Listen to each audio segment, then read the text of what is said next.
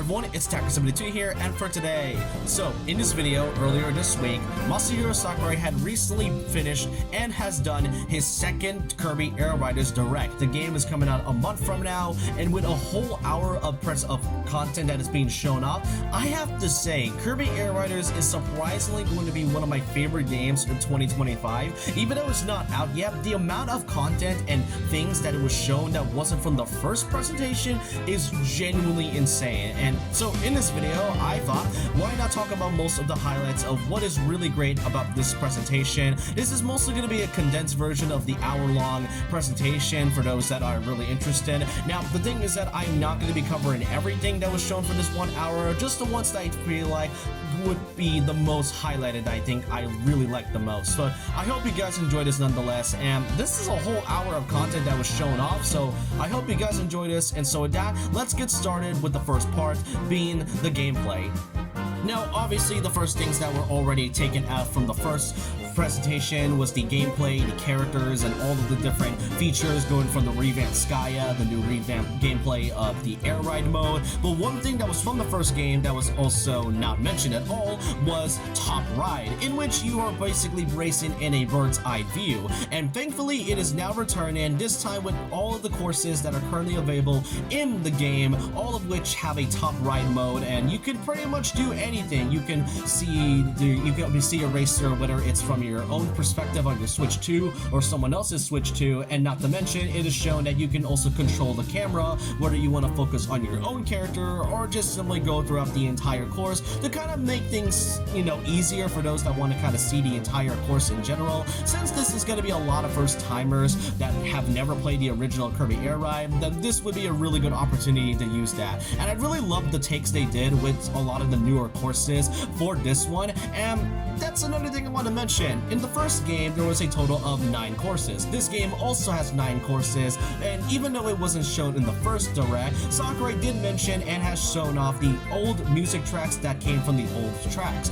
However, the insane thing that Sakurai had just revealed is that not only are we going to be getting 9 new tracks that are part of Kirby Air Riders, but we are going to be getting all of the 9 old tracks that came from the first game. That is honestly crazy to think about. I mean, Sakurai is the same man that gave us almost every stage to come from the Smash Bros. Series into Ultimate, over 100 of those stages to be exact.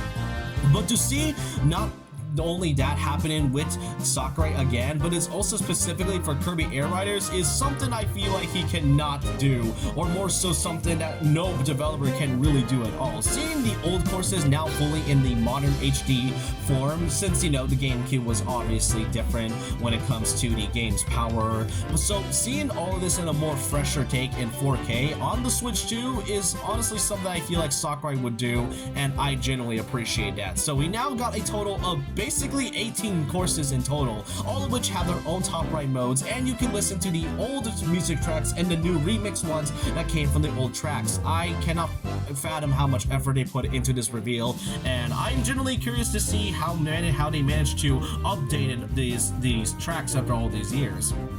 Now, Sakurai has already went over the 3 modes of Air Ride, Top Ride, and the Skya for City Trial. Now, here's a new mode that was not featured from the original game, and that is none other than Road Trip. I would like to describe this one as sort of like this game's version of Classic Mode from Smash Bros. It's essentially choosing a character and then, getting some items to kind of like get somewhere around the path, and then in the meanwhile, you'll be choosing at least 3 options, whether it's time attacks or basically racing against an enemy or fighting them in city trials, all of which can pretty much happen whenever you're playthrough. And as Sakurai describes this is essentially this game's major moment of story mode. And story modes in racing games can either be a hit or a miss. Sometimes they can be good, and it's kind of rare to have a story in a racing game in some cases nowadays. Like, the only ones I recall that came out in like the last few years was Team Sonic Racing, and that story was pretty good. And there was Crash Nitro Fueled, and that racing story doesn't really feel like a story in some cases, but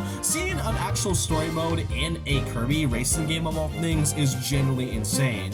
And rarely, the story has a really odd premise, and as Sakurai stated, a really odd story between a rider bonding with its own machine, which is really nice. And it comes with this weird organism known as Zora, which is never really explained, but we likely see it when we play the road trip. But most notably, you got a few things that was like kind of glossed over, such as the fact that this mysterious character who was shown from the first direct was just kind of, you know, there for a few seconds and then just never mentioned again. I really like how that's just Sakurai's case. Like, seriously, who the hell is this guy? Is he a playable character or not? Is he a boss? Who knows? All I can say is that the design is cool. I want to know who he is or whether or not he's a playable character. And by the very end of the presentation, we got ourselves a few bit of some shocking reveals, notably a brand new iteration and a modern take of the Fountain of Dreams, which looks really gorgeous. This really has all the Sakurai charm that was put into these cutscenes. He's always really good when it comes to trailers, especially with him and the team that is behind it. Bandai Namco and, you know,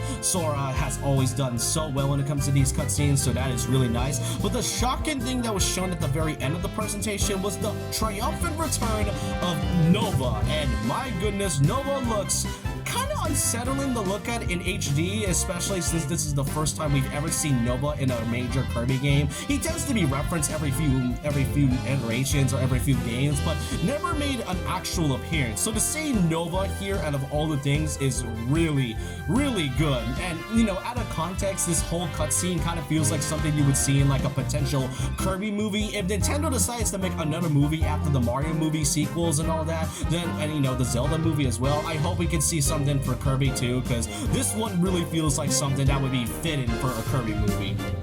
Now, after going to the top ride and the story mode, we would get ourselves a good look at the game's online mode, and I have to say, this take on online is really great. When it comes to the recent racing titles like Sonic Cross Worlds and Mario Kart World, some online, you know, functionalities can differ. Kirby Air Riders, I am not gonna lie, looks really good and has a really nice take of it using the online functionality. And the fact that you're in some type of lobby with other players around the area is such a really cool thing to look at. You get to not only see a giant screen of the racing, whether it's in the city trials, whether it's the top ride or the regular air ride mode, it's always welcome for any player. And not to mention, you get to see your own machines, get to change the music tracks for anything, also get to see some food that is on the table. I really love this take on online, and not to mention there's also some other online functionalities that I will get into later on, but this lobby here is really cool, and you can also see and your friends too. So this is a really good way of, you know, actually having fans to go into online, unlike some day titles that I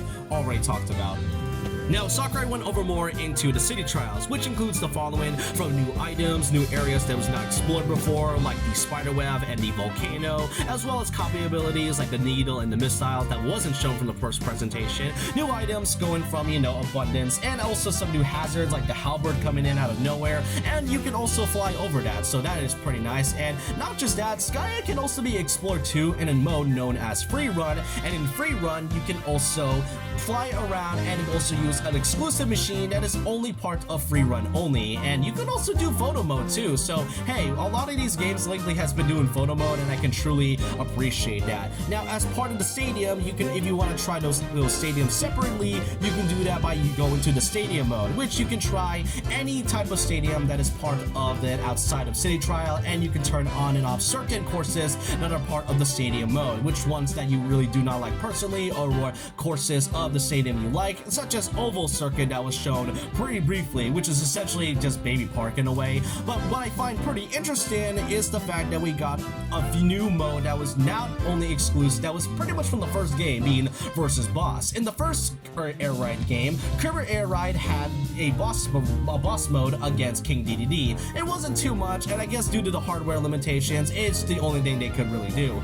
This time, with the versus bosses, we got ourselves a few additions that was not part of the King DDD DDD fight. Since we are playing as King DDD in this one, you are now able to fight off against a boss version of Robo DDD. Yep, that's right, we got ourselves a Robo DDD who not only can transform into a robot version, but can transform into a machine. It can shoot lasers and all that. It's literally just DDD as a transformer. They made King DDD as a transformer, and I find that pretty charming. And we all have to fight it to see who can beat this robot version of the character, and I gotta say, having bosses in Kirby is not really new, but to see it in a racing game is truly phenomenal. It's not the only boss that is going to be featured here, however, as we only got to see it briefly, but we got the small glimpse return of Nightmare as well as Zero 2.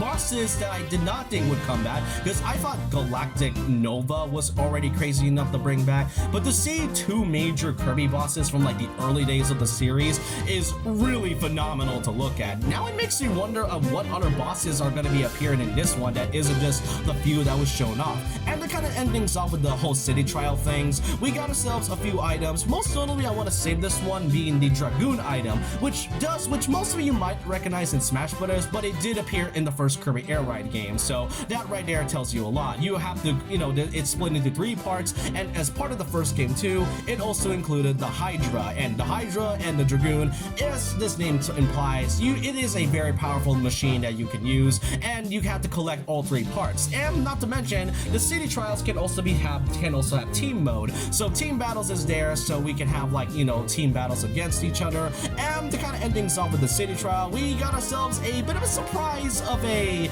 familiar face from the Smash Bros. Series. I kind of like it when Sakurai decides to add certain Smash Bros. Characters into his Kirby game, like Master Hand. Now it kind of makes me wonder if Master Hand is one of the bosses. But yeah, they really kind of see, some of these Smash Bros. References in Kirby. Tells you a lot how much the series had affected Sakurai in general when it comes to, fighters, characters, and obviously the references. Speaking of characters, we got ourselves 8 brand new characters that was not shown from the first presentation. This one really has quite a lot of great choices and ones that I know a lot of people were hoping to see, and these include the following. You got the classic enemies from Scarfy, Rocky, and Waddle Dee, because we already have Bandana D and Waddle Doo, we might as well have the regular Waddle Dee. We got some of the most iconic bosses in Kirby history, straight up Marxists in this game, as well as Daroach from Squeak Squad, which is really nice. Taranza is here, which is really crazy to think. We have not seen Taranza in quite a long time, as well as Rick. I love Rick. And the funniest addition that was added here is none other than Lolo and La La La, which I find is pretty hilarious because this character isn't essentially a Kirby character, it's technically its own character in a way, since Lolo appeared in the game called Adventures of Lolo, which is a game that came out a few years before Kirby came around. So you can kind of say that this is like the first non-Kirby character that was being added. But yeah, 8 new characters is great, and with a total of 16 that was revealed from the first presentation, and with a total of 8, that equates up to 24 in total. Now, there is no hints as to whether or not there's going to be more characters that was shown here, and for all we know, maybe that is the case. Sakurai did state him that there are more riders, and these will be the ones that was shown last, so maybe there is a potential reason that there is going to be more riders in the future. We don't know what until the game comes out, but it is good to know that we got some of these more iconic characters that was not shown from the first Direct.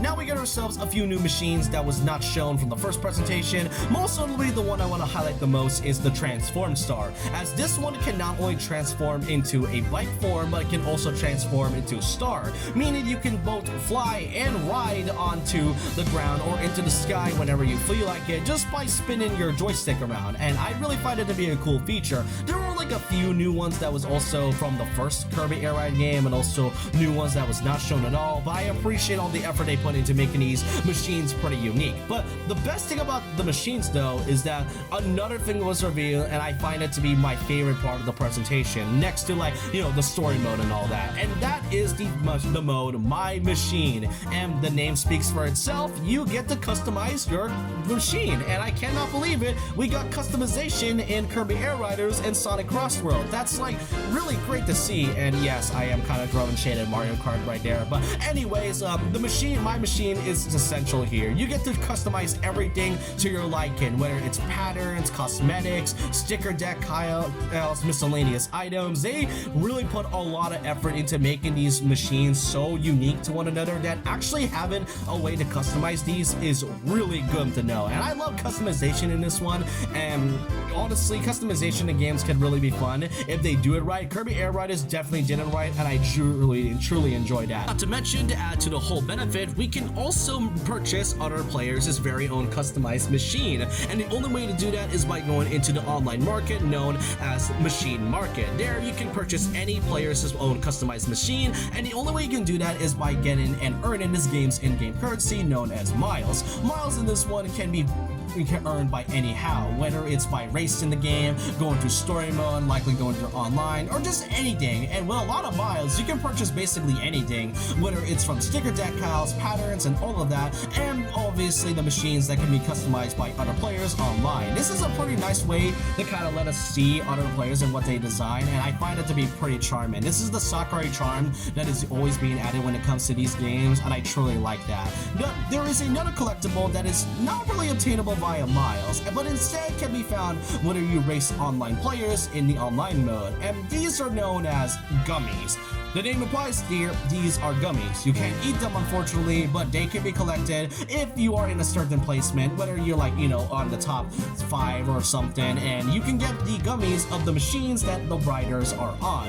And what do? Honestly, they do absolutely nothing, but I guess Sakurai wanted to add this because, you know, it's whimsical and funny. And you know what? This is pretty funny to do because I don't know anyone who would like to who would like to do this, but it's definitely one you can kind of see someone fidget to because it is gummies. It is unfortunate that these aren't real. They probably will be real in the future, but I'm pretty sure they're going to be exclusive only to Japan. But last thing to talk about in terms of the cosmetics and gameplay, not only can you customize your rider machines, but also your riders as well, which you can also get from different hats. And while these are kind of basic and simple, I think that's what adds to like what makes these kind of special. I mean, it's what Sakurai says. These hats are basically out of place, and that's what makes it special. Not to mention, as part of the customization, you also have your very own garage, and you can see your very own machine that is around here. And you can customize your own garage too to make it stylish. So everything about it is already being added, and I cannot believe how much content that is just being added into Kirby Air Riders at all.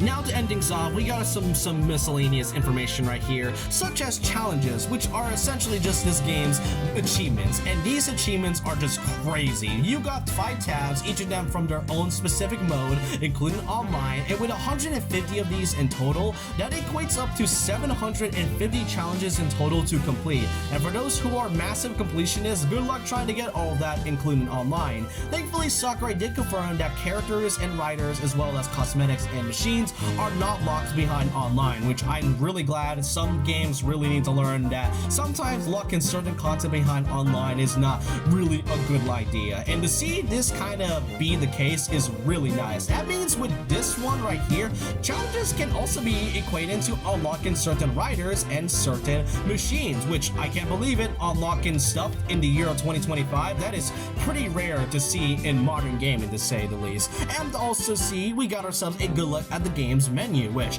I find it really cool how charming this menu looks. I honestly thought it would kind of go with like this Smash Bros type thing, but no, it's on a desk, which does kind of remind me of the opening from Smash 64, which, like, you know, it started on a desk. But to really see like a lot of these small little cards and then having that small Kirby figure right here, that is like really cool and charming, and it adds a lot to the Sakurai touch that has been, you know, a part of his games for many years by now. Now coming in from Smash Brothers, My Music also makes its debut into the Kirby franchise. With My Music, you get to adjust of which songs you would like to listen to the most, whether ones you want to listen to frequently or ones you want to listen to less. It's definitely a nice feature that I really do enjoy from the Smash Bros days, and to see this being added into Kirby is pretty nice. It's kind of funny how some of these recent racing games finds a way to let us listen to the music tracks, even though Mario Kart World has like 200 of these and has no way to listen to a jukebox. I kind of hope they find a way to add that in the future. But otherwise, yeah, my music, for those that want to listen to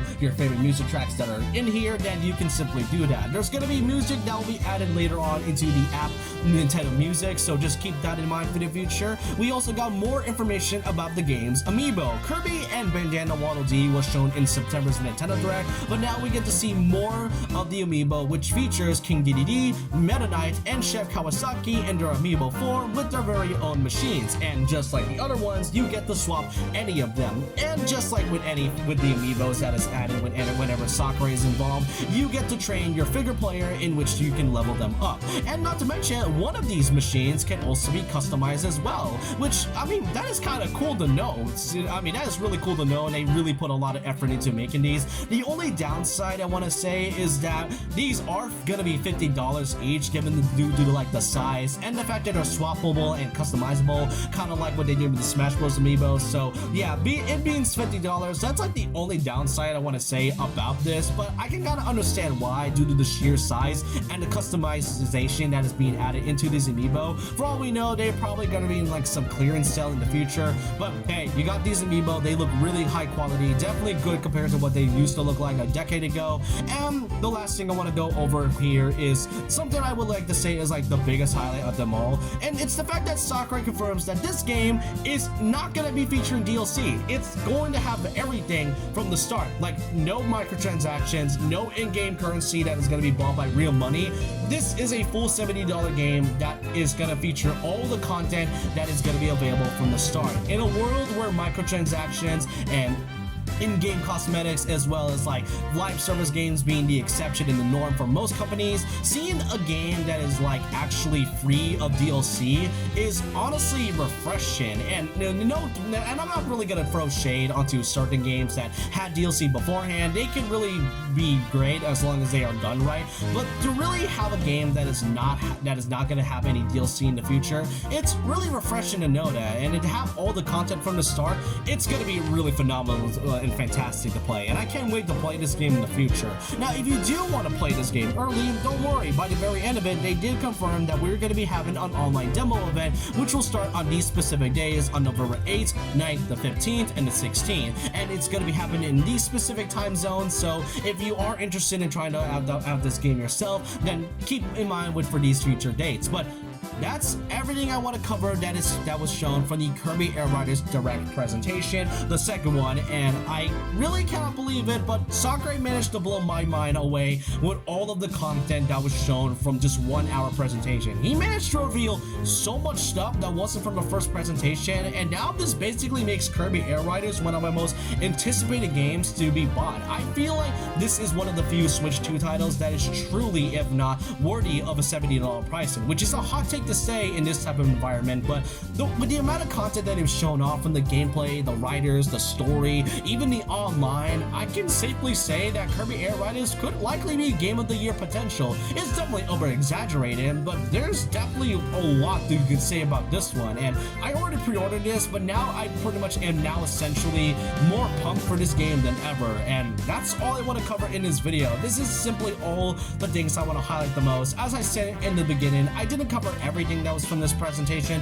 just the ones I want to feel like are like the biggest highlights to me, but I want to know your thoughts and opinions down below on what you think of the second Sakurai presentation. Do you think this game is truly worthy of Game of the Year? Are you excited for this game, or do you think there are more games that are kind of better in this? I want to know your thoughts and opinions down below, and so with that, leave a like, comment, subscribe, hit the notification bell for more videos, follow me on Twitter and Instagram, and I'll see you guys next time. And remember this, once a legend, always a legend.